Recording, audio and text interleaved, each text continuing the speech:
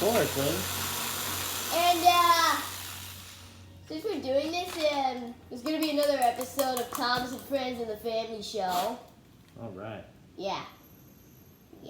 And the reason why I was acting all crazy in the last episode is because I was acting all crazy about my bad day.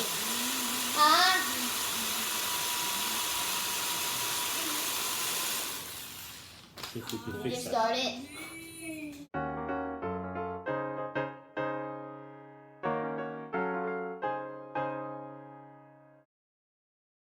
Hi, Edward. Hello, Rosie, my dear. You look rather upset. What's the matter? There's a rumor going around the fort's going to be closed. Closed? What for?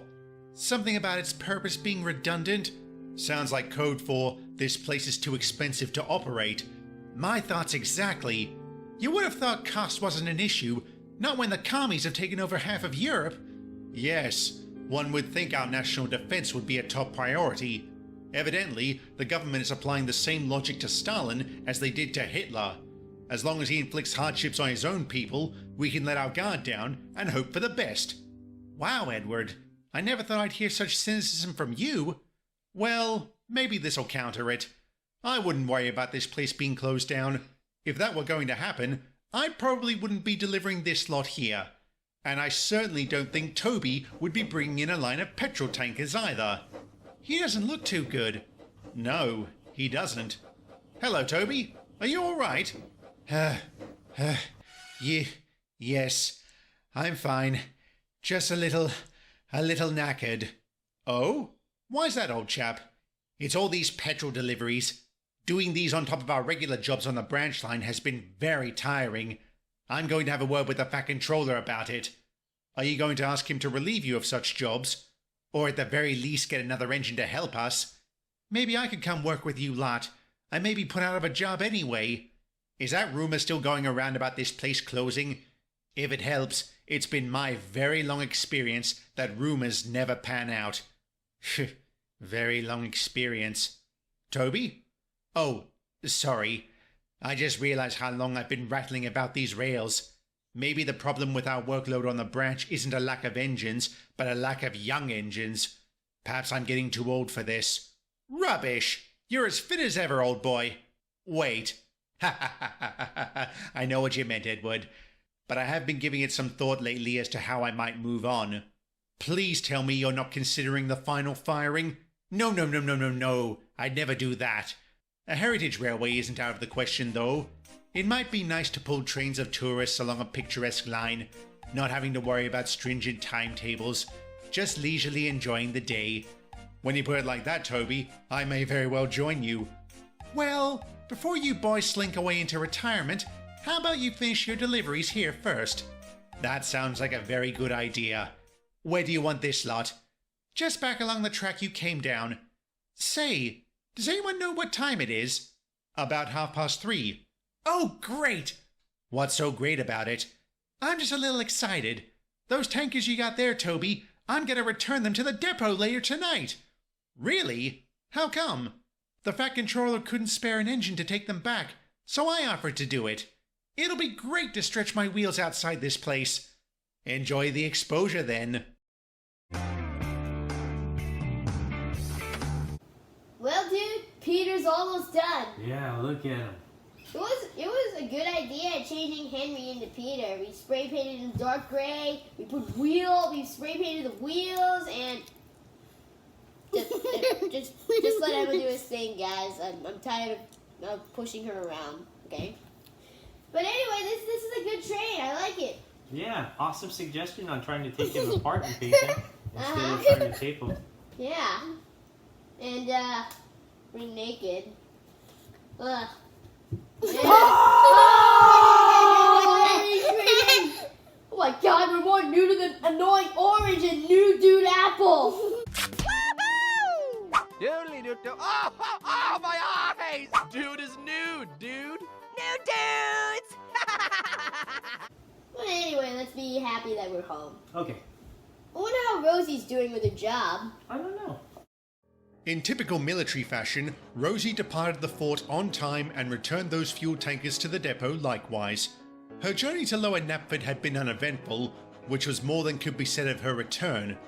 To and from the depot, she savoured the sights, the sounds, and the stations of Sodor, much of which she had never seen before.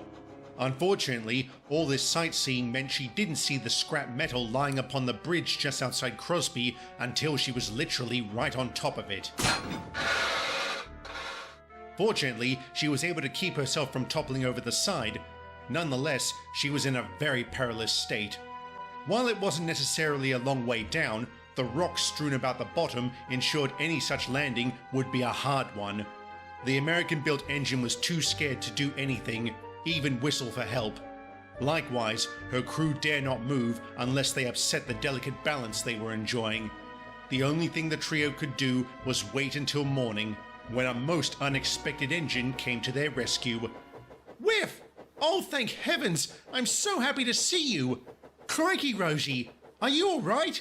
How did this happen? Forget how! Go get... Whoa! Sounds like you're starting to move. I felt it too! Okay, don't panic. I've got an idea. I've got a tow cable in my cab. My crew can tie us together and that should anchor you down. It's too risky. If I go over the side, I could take you with me.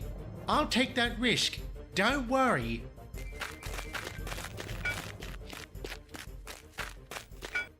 How's that? It's good. I don't feel myself moving any further. Great. Now's the time to get the professionals involved. Sounds like you've had a rather eventful morning, Whiff. Aye. Talk about being in the right place at the right time. Great job in saving Rosie. I'll bet James had a fit when he heard she was in trouble. I heard you weren't any different when Kate derailed back in 1939. True enough. I was just glad I could help. You know, Whiff, it's only just occurred to me how rarely we see you on Sodor. Or outside Barrow at all. Yeah. What are you doing over here anyway? Oh, I came over to say goodbye. Goodbye? Yes, I'm leaving Barrow. Leaving? Where? Attention! Attention! Ah, Whiff, there you are. I've been looking all over for you. Oh, bust my buffers. What are you doing here, Benson? That is none of your concern, old square wheels. My business is with a fellow serviceman. You know Henry served in the war. So did I, for that matter. Ah, so you both did. In that case, I can share with you the detail that Whiff here is getting blown up tomorrow. Blown up? What in blazes are you talking about? Whiff has courageously volunteered for target practice for the Navy. At 1400 hours tomorrow, he will be loaded aboard a barge and towed out to sea, where a cruiser will then fire shells in his direction and will continue to do so until the exercise is complete, or until Whiff has been sent to the briny deep. You are stark raving mad. What gives you the right to sentence a fine engine like Whiff to such a horrible fate? Were you not listening? I said Whiff volunteered for such a task. Is that true, Whiff? Yes. You lads know I'm a government engine, right? Specifically, a military engine leased to the scrapyard. Unfortunately, it's becoming harder for my owners to keep me in working order. What are you saying? He's saying that he is old and out of date, and we military types know when we are past it. Rather than waste away on some heritage line or rot in a museum, we will always choose an end that is worthy of remembrance. Come along now, old chap. We had best continue the rounds if you are to bid farewell to all your friends. Yes, sir. Whiff, no! There has to be a better way. It's my choice, Thomas. Bye, you two. Thanks for everything. That's not right. No, it isn't. But if this is what Whiff wants, it's still not right.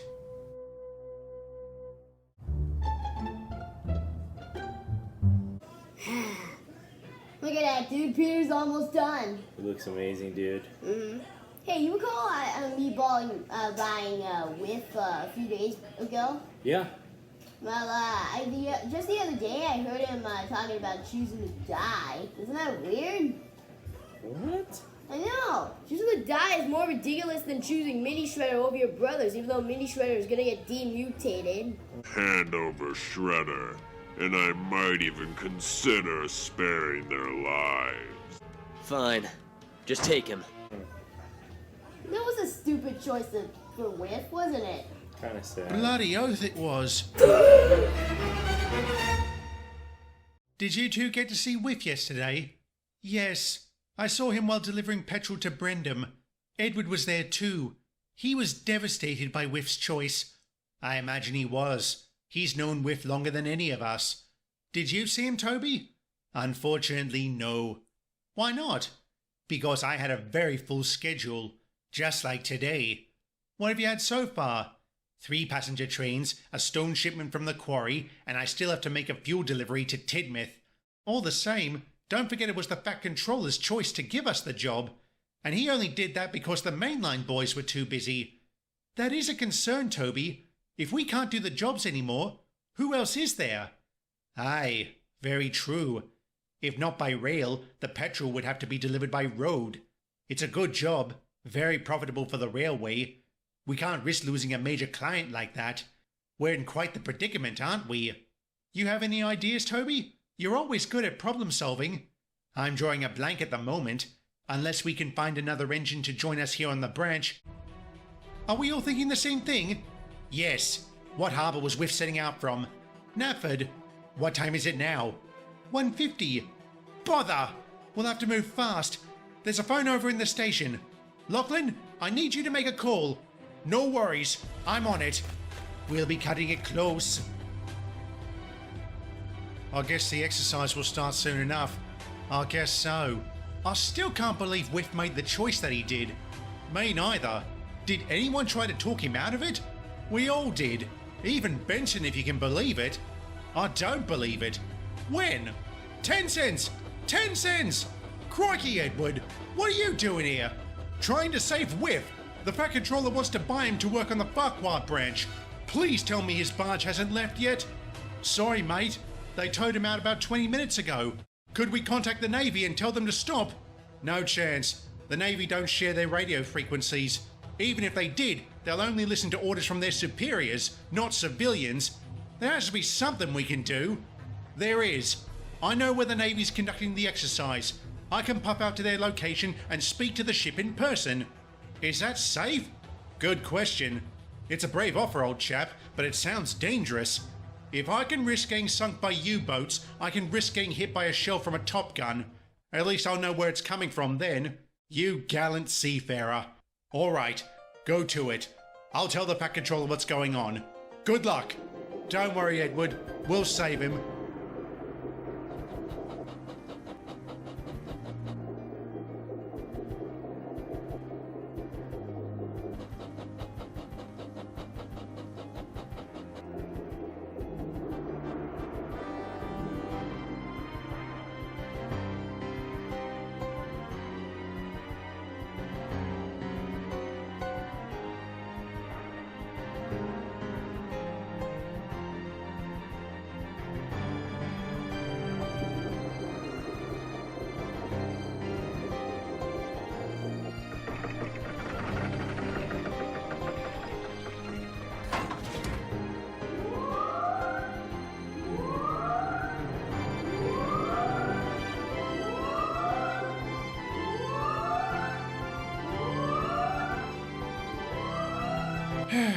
Well, I've had a good run. I can't really complain. At least this way I get to go out and service to... Hang about. Is that...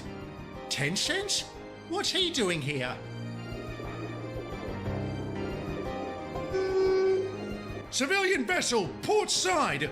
Oi! You need to stop! What's the meaning of this? You're in a live firing zone! I know that! You have to stop the exercise! That engine on the barge... Oh dear God, no! How long has it been since Whiff set off? About 10 hours. Is it a bad sign we haven't heard anything since? It can't be a good one. You never know. Intruding on a naval exercise is bound to cause a ruckus, and it can't be easy to wrangle out of it. I hope that's the case, Toby. I really, really do. How long have you known Whiff, Edward? Since before coming to Sodor, back when I worked on the Furness Railway. He's older than I am by about 10 years, so he was already working at Barrow when I delivered my first passenger train there. He was an excellent shunter, and I never told him that. None of the engines knew if Whiffs had survived the air raid, but I'm sorry to say, I did. When Whiff was on that thingamadoodle on the air raid, he got blasted. His crew and himself had turned into blackened metal and charred bones. At least that's how they say it in Britain. When 10 Cents returned, he brought the news down to Peter, who brought it down to Sir Topham Hatt, who brought it down to the engines. They were all very sad about Whiff's death, as was Edward, who felt nothing but sadness. The others tried their best to comfort him, but it didn't do any good. Now I know this is a stupid way to end this episode, but that's all, folks.